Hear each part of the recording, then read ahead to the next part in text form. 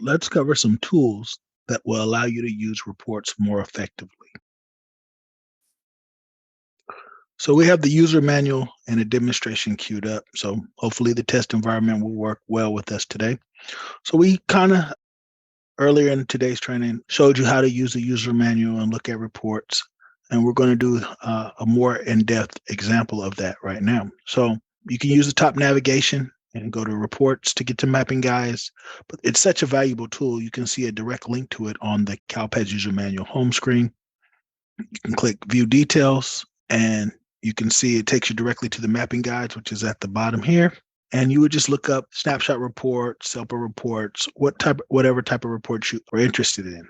So let's say we go to Fall 1, snapshot reports, and we have the list of reports just like it's presented in the certification module with aggregate reports on the left and additional supporting reports on the right. So one of the big reports, one of the key reports is the local control funding unduplicated pupil count, report 1.17. And so if we look at the description of the report at the top, it will tell us, generally all the descriptions tell us what the data is collecting. It's important to understand the description of the reports because all of these reports are designed for state reporting just about, right? They have specific uses and purposes. And you'll find that in the description.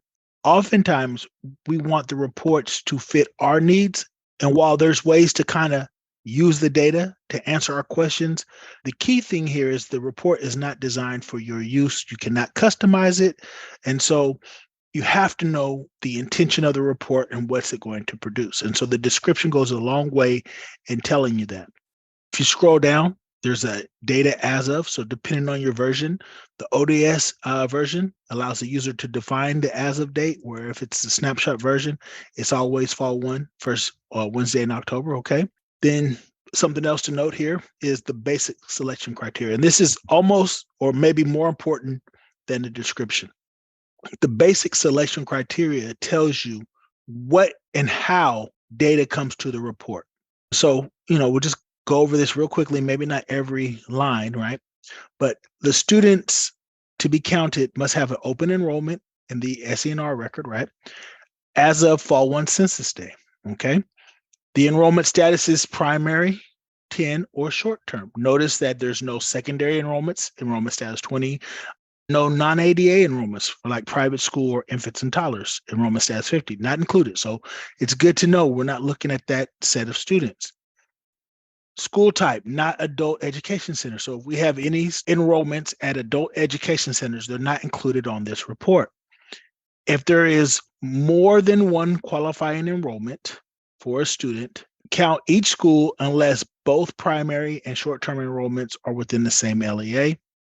In that case, report count the student only at the primary enrollment. So this tells me if we have multiple, a student who has concurrent enrollments, primary at a district school and maybe a short-term enrollment at a disciplinary school, the student is going to be counted at the primary enrollment. We're only looking at grade levels K through 12, so that's very important. Again, I know the preschool, infant, and toddlers, not to look for them or not to expect them to be included in the counts. And then it also says exclude KN students whose 5th birthday is after February 2nd of the selected academic year. And then it goes on further to tell you more about the selection criteria, okay? So we come down here, we have a screenshot of a report, and it has report logic written in red, so it's just for guide, and then 1, 2, 3, 4, 5, 6, 7, 8, 9, 10, 11, 12, right? The columns are numbered, and those columns are numbered so that you can map the data to the table below. All right, and then at the bottom you have additional resources, and so sometimes this is great because you'll have terms or information in here. And so like this is the local control funding report. Here's a FAQ about the formula, the CALPADS specifications. So if you look in here, SPRG 3.13 is a call out directly to the CALPADS file specifications. If you look up tab SPRG field 3.3, it'll be the education program code. It's defined, validations are in there. It's a whole document. We have a whole training on CALPADS documentation you should check out. So that's another aspect of the additional resources. And then you have glossary references, right? And so, like I said, you have different terms and you can find that definition. So going back up here to this image, if you click it, it expands to where if you have tired eyes or old eyes like I do, it helps you out, right? Here's a picture of the report. I can read the headings, the titles, and see the call out numbers very easily. Click this arrow on the right to close it and the user manual. And so, for instance, let's look here at column 4, free and reduced meal program 181 and 182. 4. So we scroll down here, we find the 4. It tells us that it's pulling from SPRG 3.13 education program code 181 or 182. The student program 3.15 education program membership start date has to be 7/1 to 10/31. So this tells me that the student or the counts here are records for enrolled students that have a 181 or 182 record with the start date between 7/1 to 10/30.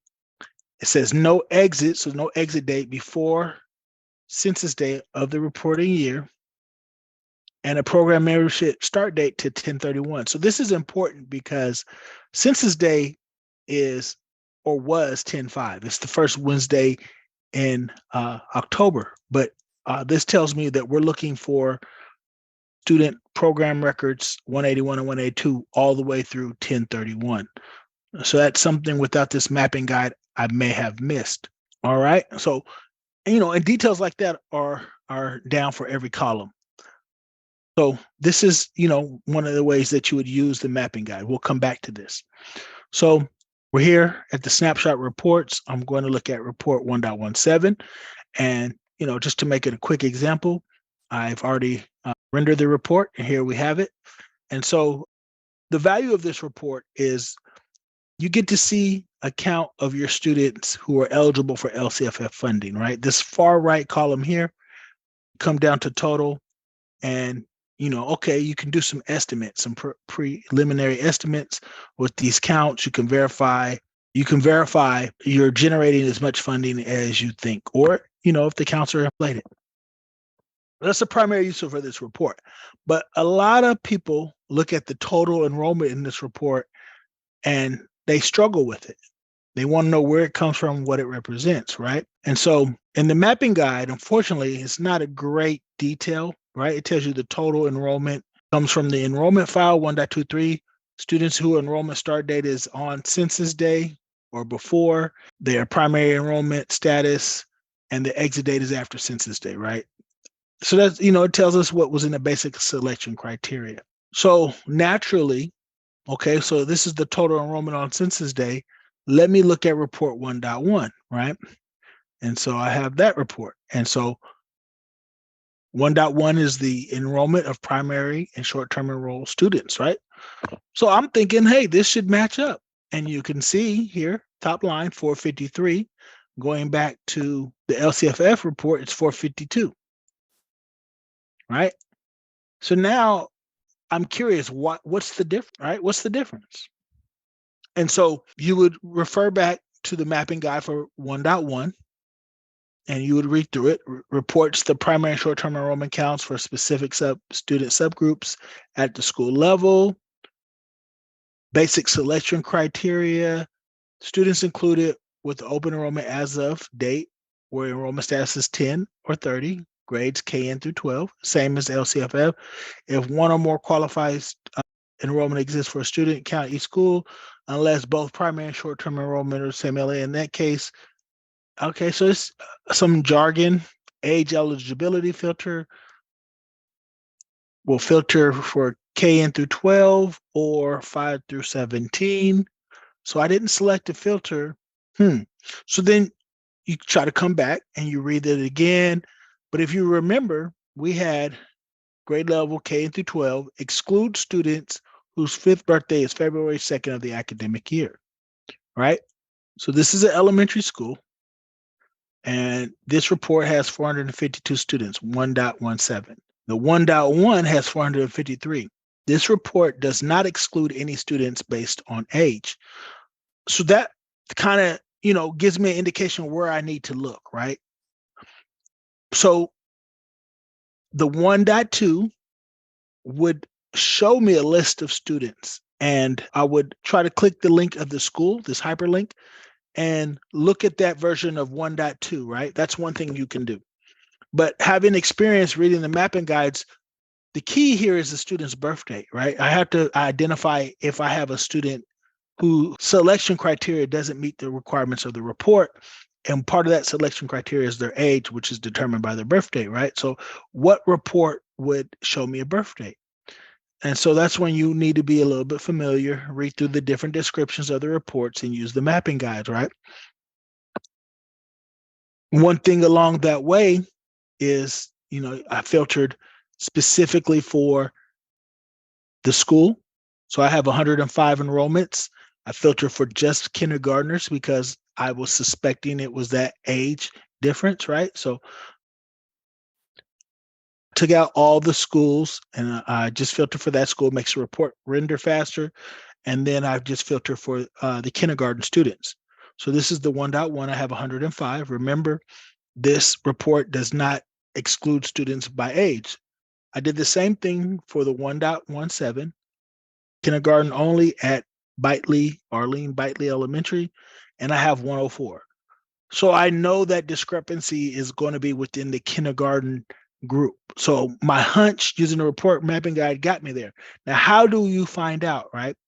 Like I said, you want to lean on your experience and your understanding. And become familiar with the report. So I know that 8.1 student profile is going to be reflective of census day and provide a count of the student. So I went ahead and ran the 8.1. Again, I filtered for the same criteria, revised and certified 22-23 year, kindergarten only at Arlene Bitely Elementary.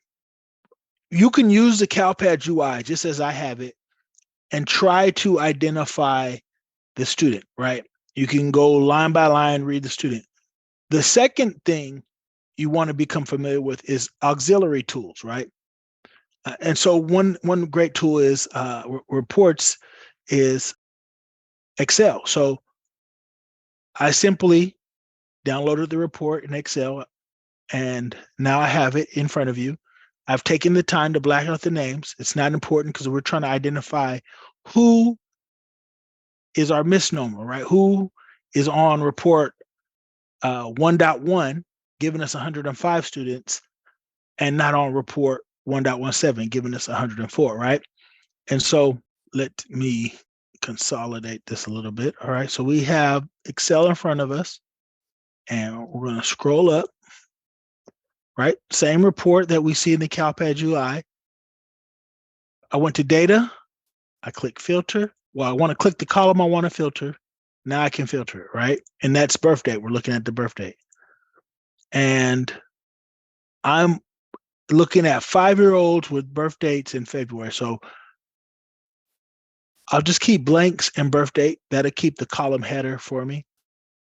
I don't really care about students born in 2016 or 17. I do want the students born in 2018, but February 2nd was the cutoff date. So I want to look at the month of February and see what I have, right? So I have 3 students. So the first student is on the cutoff date, 2/2/2018. This student is 2/12/2018. And this third student is 2/2/2018. So I would guess that this student's birthday is outside of the TK criteria for report 1.17. And while the student is enrolled and probably is a TK, they're not going to be included for LCFF funding. And so, or I don't know if that this student qualifies for LCFF funding. I just know they're not part of the total enrollment count. That was the field we were looking at. Report 8.1 is a great report because it's so expansive. I can actually scroll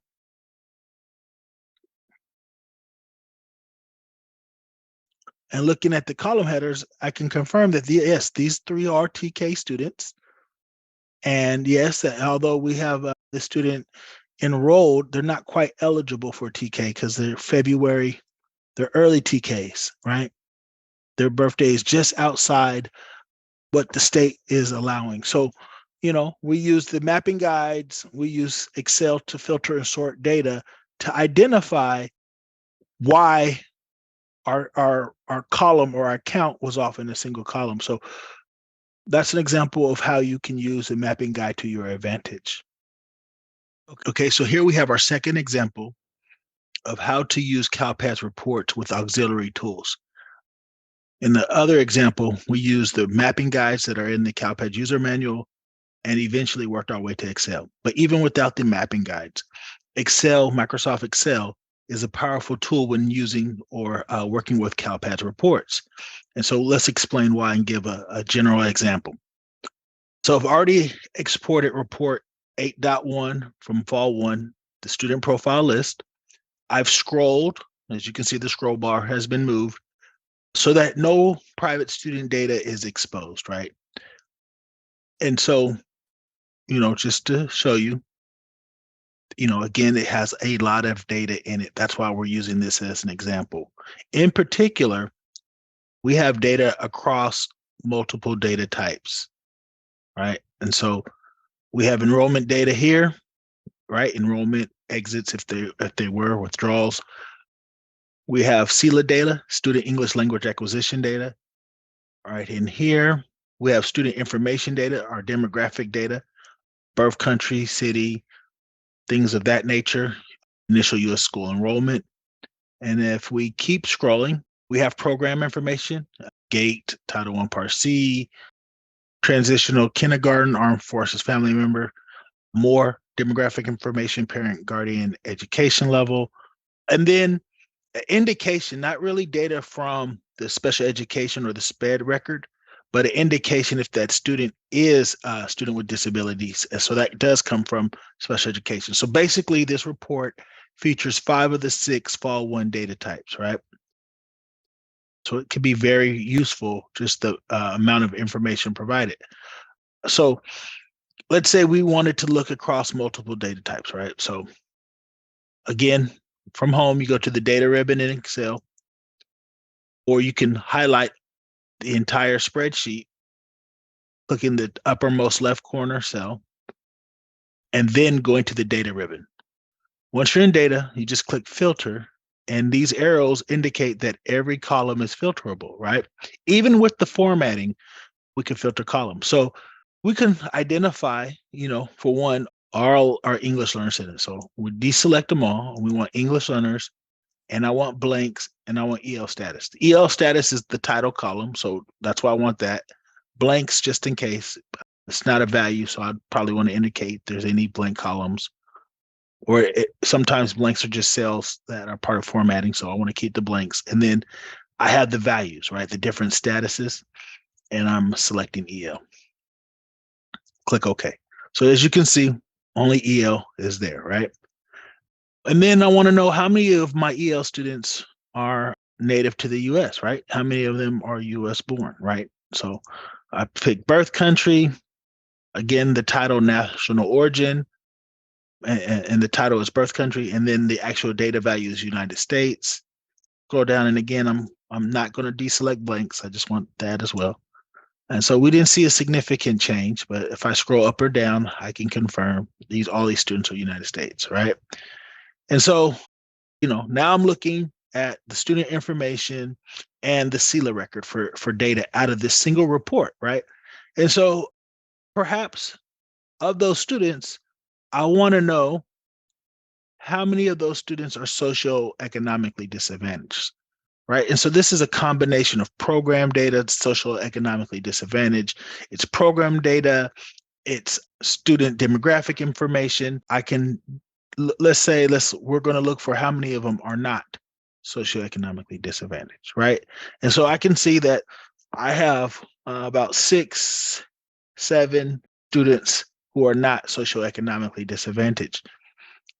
Now, if I were to scroll to the left, I can see their names, and maybe there can be some analysis done on these particular students, what schools they're enrolled at. We could identify why this subgroup of students, or if there are any common factors in these students that perhaps could be applied to the inverse, to those students that are socioeconomically disadvantaged. Perhaps there's revealing information.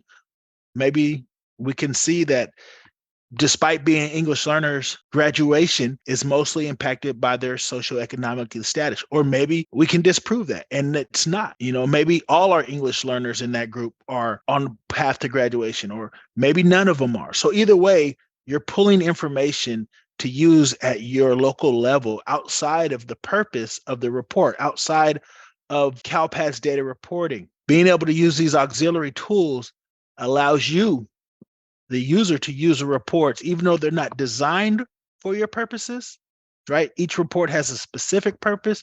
It allows you to use a report for your need. So, certainly having this data and querying it in your student information systems, if that's possible, would be probably more direct and more powerful. But if you don't have that skill or that know-how or that function in your student information system, Excel gives you some degree. It's powerful in its own right, right? I don't want to compare a database to a spreadsheet, but you certainly can use Excel for many, many, many things. One of the reasons why you would export a report and put it in Excel and then filter and sort is the report filters are many, right? And they have a great variety depending on the report, but you cannot expect every column to be filterable when you run the report in the CALPADS UI, where Excel will allow you to filter every single column. I can filter one column, sort another. I can find specific values. A lot less limitations once you pull the data out as a report and put it into Excel. And so, we just wanted to provide another example for those of you who may be hesitant or inexperienced, or even if you don't know much about Excel, it's not hard.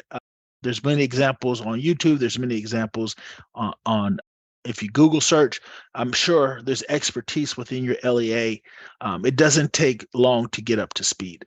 Additionally, we have different videos on the YouTube and CSIS LMS Bridge where examples can be provided to you. If nothing else, ask in the support ticket.